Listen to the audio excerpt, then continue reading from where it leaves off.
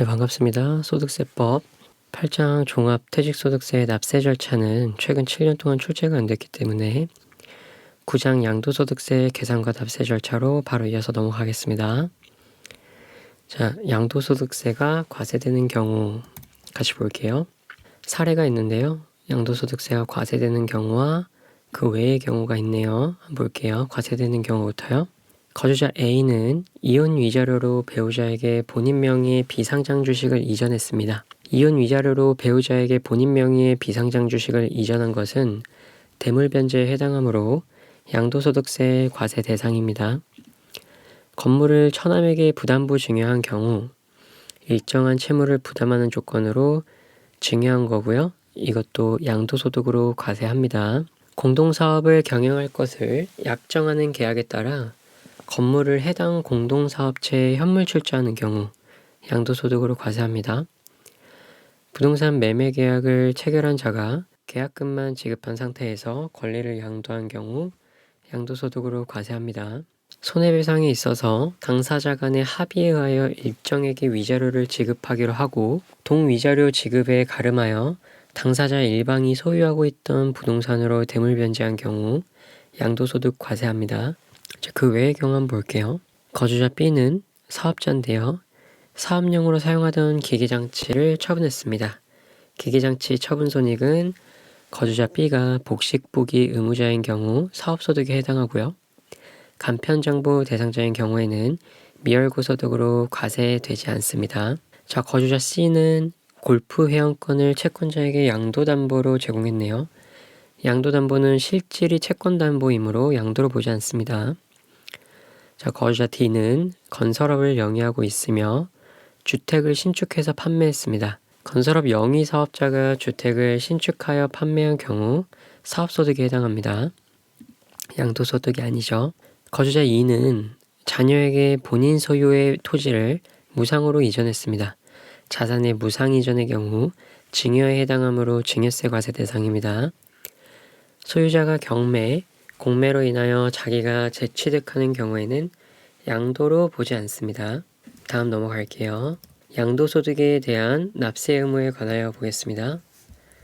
소득세법상 양도소득세가 과세되는 양도라 함은 그 자산이 유상으로 사실상 이전되는 것을 말합니다.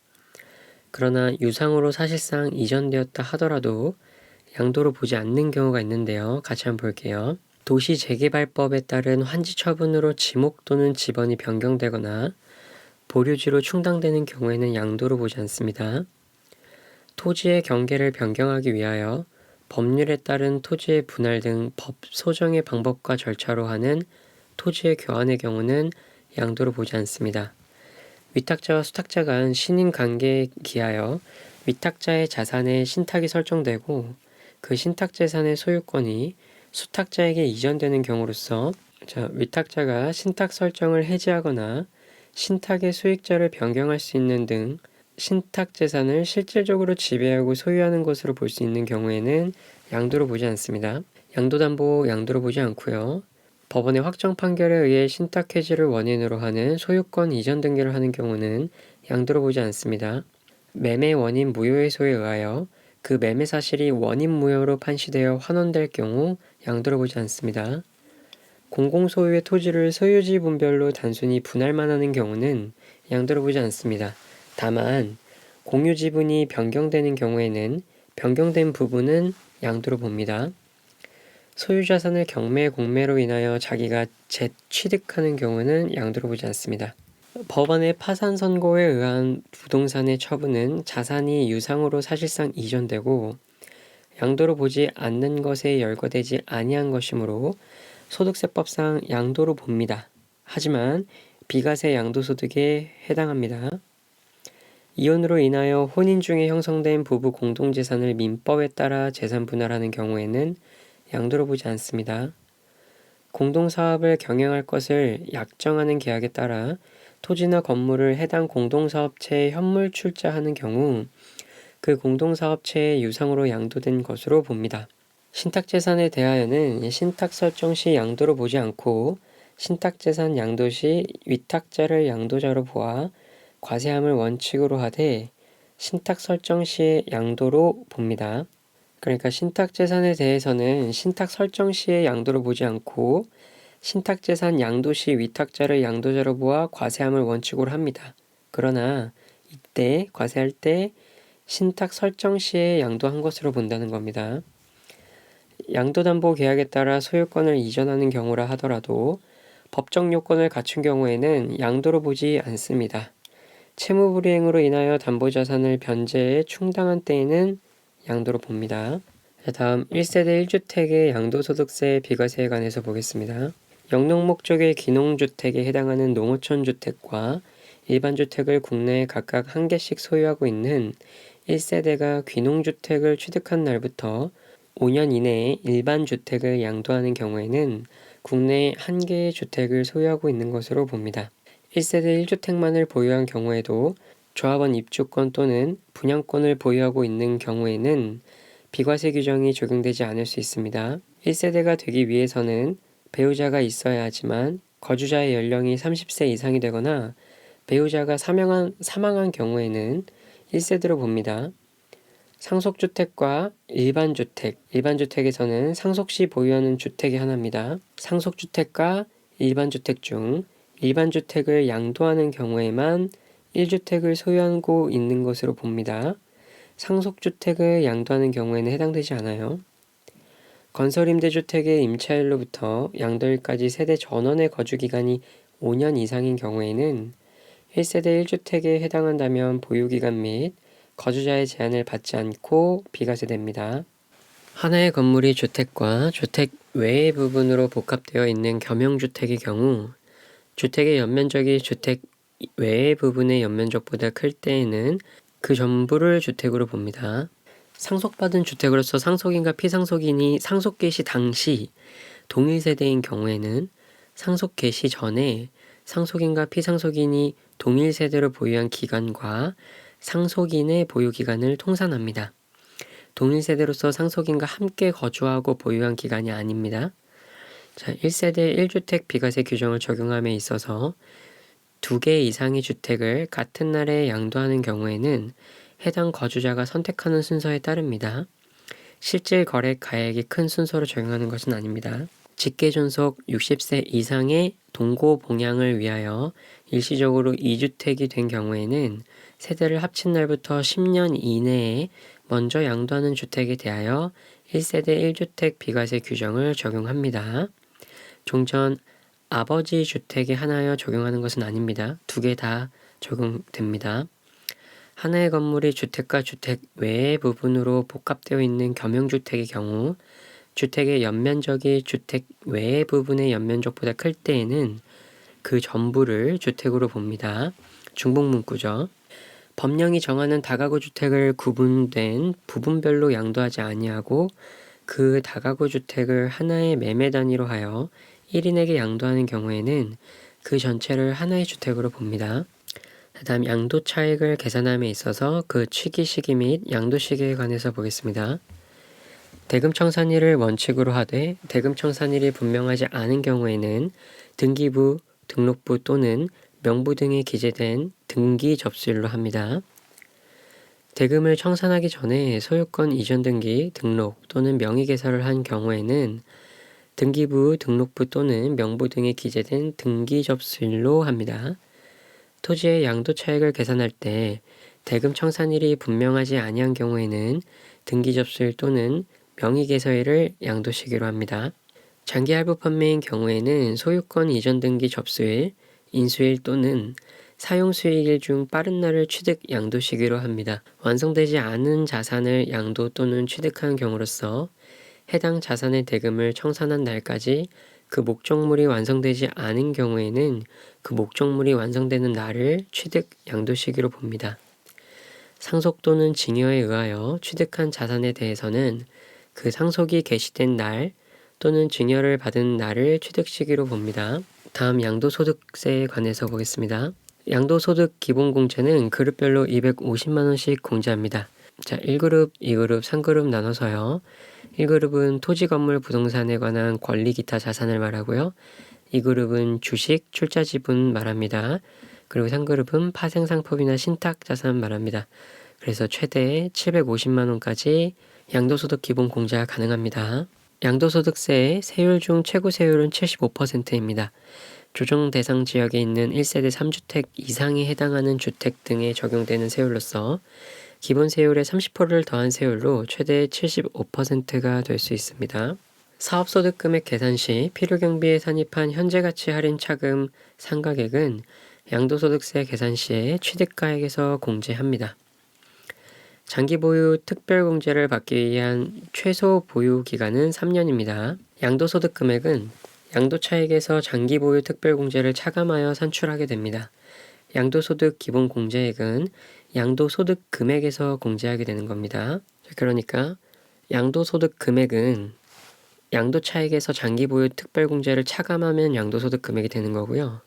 양도소득 금액이 나왔으면 여기서 양도소득 기본 공제액을 마지막으로 차감해서 납부할 세액이 나옵니다. 거주자가 3년 이상 보유한 비사업용 토지를 양도한 경우 장기 보유 특별 공제액을 양도차익에서 공제할 수 있으며 또한 양도소득 기본 공제액을 양도소득 금액에서 공제할 수 있습니다. 거주자가 토지를 내국법인에 현물 출자하고 그 대가로 내국법인의 주식을 받는 경우 이를 양도로 봅니다. 현물 출자도 자산이 유상으로 사실상 이전되는 것이므로 양도의 개념에 포함되죠. 양도소득세가 비과세되는 1세대 1주택 보유기간은 2년 이상으로 합니다. 다만 비거주자가 그 주택에서 거주한 상태로 거주자로 전환된 경우에는 3년 이상으로 합니다. 조정 대상 지역에 있는 주택의 경우에는 해당 주택의 보유기간이 2년 이상이고요. 그 보유기간 중 거주기간이 2년 이상까지 충족을 해야 합니다. 토지의 취득 당시의 실질거래가액을 확인할 수 없는 경우에는 매매사례가액, 감정가액, 환산취득가액을 순차로 적용하여 산정한 가액을 취득가액으로 합니다. 양도가액과 취득가액 산정 한번 같이 볼까요? 양도가액은요, 실질거래가 확인되는 경우랑 확인되지 않는 경우로 나뉩니다. 그럼 실질가액이 확인되는 경우는요, 실질가액을 취득가액으로 하고요. 특수한 경우에 실질가액이 있는데요. 토지와 건물을 함께 취득하거나 양도한 경우인데요. 부가가치세법의 안분 규정을 준용하여 계산하게 됩니다. 감기장치 순서로요. 선박 항공기 차량 임목을 토지 또는 건물과 함께 양도하는 경우 상속세 및 증여세법상 보충적 평가 방법에 따라 평가한 가액을 기준으로 계산하게 됩니다. 구분 기장한 가액이 안분 계산한 가액과 30% 이상 차이가 있는 경우 그 구분이 불분명한 때로 보는 겁니다. 그리고 양도 당시의 실질거래가액이 있네요. 자, 양도 당시 실질거래가액이 있는데요. 특수관계인에게 저가양도한 경우가 있고요. 특수관계 법인에게 고가양도한 경우가 있고요. 특수관계 법인 외에자에게 고가한 경우로 나뉩니다. 그럼 특수관계인에게 저가양도한 경우 어떻게 보냐? 시가와 양도가액의 차액이 3억 원 이상이 있거나 시가의 5% 이상인 경우에는 시가를 실질거래가액으로 합니다. 특수관계법인에게 고가양도한 경우에는요. 법인세법상 시가 초과액에 대하여 배당, 상여, 기타 소득으로 처분된 경우 시가를 실질거래가액으로 합니다. 특수관계인 외자에게 고가양도한 경우에는요. 증여재산 가액으로 하는 금액이 있는 경우 양도가액에서 증여재산 가액을 뺀 금액을 실질거래가액으로 봅니다. 자, 그리고 취득 당시 실질거래가액이 있네요. 위에 거는 양도 당시의 실질거래가액을 본 거고요. 자, 이번에는 취득 당시의 실질거래가액에서 특수한 경우를 한번 보겠습니다. 취득 당시에 특수관계인으로부터 고가 매입한 경우에는요. 3억 원 이상 시가 5% 이상인 경우 시가를 취득가액으로 하고요. 특수관계 법인으로부터 저가 매입한 경우는요. 배당 상여 등이 처분된 금액이 있는 경우 그 배당 상여금 등으로부터 처분된 금액을 취득가액에 포함하고요. 위에랑 동일하죠.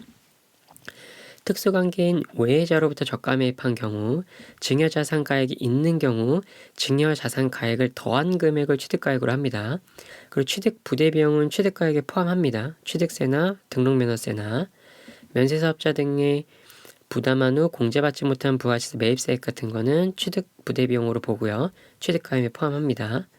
그리고 양도가액이 확인되지 않은 경우가 있네요. 양도가액이 확인되지 않았을 경우에는요. 1순위는 매매사례가액이 됩니다. 그리고 2순위는 감정가액이 되고요. 3순위는 기준시가가 됩니다. 매매사례가액, 감정가액, 기준시가 순서로 하게 됩니다. 양도가액은요. 매매사례가액을 한번 보면요. 양도일 또는 취득일 전후 각 3개월 이내에 해당하는 자산과 동일성 또는 유사성이 있는 자산의 매매 사례가 있는 경우 그 가액으로 한다는 겁니다. 단 주권 상장 주식을 양도할 때는 매매 사례 가액으로 하지 않습니다. 자, 그리고 감정가액은 2순인데요. 둘 이상의 감정평가 사업자가 평가한 것으로 전후 각 3개월 이내인 것으로 하나입니다. 3개월 이내인 것으로 하네요. 기준시가가 10억 원 이하인 자산의 경우 하나의 감정평가사가 평가한 것도 가능합니다. 감정가액 주권 비상장 주식 배제, 주권 상장 주식 배제한다 되어 있죠. 매매사례가액, 주권 상장 주식 배제입니다. 3순위로 기준시가가 있는데요. 토지와 건물의 기준시가 보면요. 토지는 일반 지역은 개별 공시지가로 하고요. 지정 지역은 개별 공시지가의 배율을 곱한 금액으로 합니다. 그리고 건물은 국세청장이 고시한 가액으로 하고요. 주택은 공시된 개별주택 가격 및 공동주택 가격으로 합니다. 단 국세청장이 결시한 고시 가격이 있는 경우 그 가격으로 합니다. 주택도. 그리고 국세청장 지정지역 내 오피스텔 및 상업용 건물은요. 국세청장이 일괄 고시한 가액으로 하게 됩니다. 이 3순위 기준시가에서 이제 주식의 기준시가를 하는데요. 주식의 기준시가는 상장주식과 비상장주식으로 나뉩니다. 상장주식은 양도일 취득일 이전 1개월간 공표된 최종 시세가액의 평균액으로 하는 거고요. 자, 비상장 주식은요. 하지 않습니다. 하지 않는데 비상장 주식을 순가치로 평가하는 경우에는 기준시가로 봅니다. 자, 양도가액은 이렇게 계산을 하고요. 취득가액은요. 실질거래가액이 확인되는 경우 실질거래가액으로 합니다. 또 확인되지 않은 경우는 똑같이 1순위 매매사례가액, 2순위 감정가액, 3순위는 환산취득가액인데요. 양도가액을 기준시가로 계산한 경우에 취득가액은 환산취득가액으로 계산하게 됩니다. 여기 양도가액을 기준시가로 한 경우에만 취득가액도 기준시가에 한다라고 되어 있죠. 환산취득가액은 어떻게 계산하냐? 양도 당시 실질거래가액 있죠. 또는 매매사례가액이 있어요. 감정가액 있고요. 그럼 양도 당시 실질거래가액 곱하기 취득시 기준시가를 해줍니다. 그리고서는 양도시 기준가액을 나눠주면 그게 환산취득가액이 됩니다. 그리고 감가상각비로서 사업소득금액 계산 시 필요경비에 산입한 금액이 있을 때에는 그 금액을 취득가액에서 공제해줍니다. 자, 요약하면요. 주권상장주식은 매매사례가액과 감정가액의 적용을 배제합니다. 기준시가가 시가를 적절히 반영하고 있기 때문이고요. 주권 비상장주식은 감정가액의 적용을 배제합니다. 그리고 신주인수권은 환산취득가액의 적용을 배제합니다. 자, 여기까지 하고 잠깐 멈췄다 갈게요. 수고하셨습니다.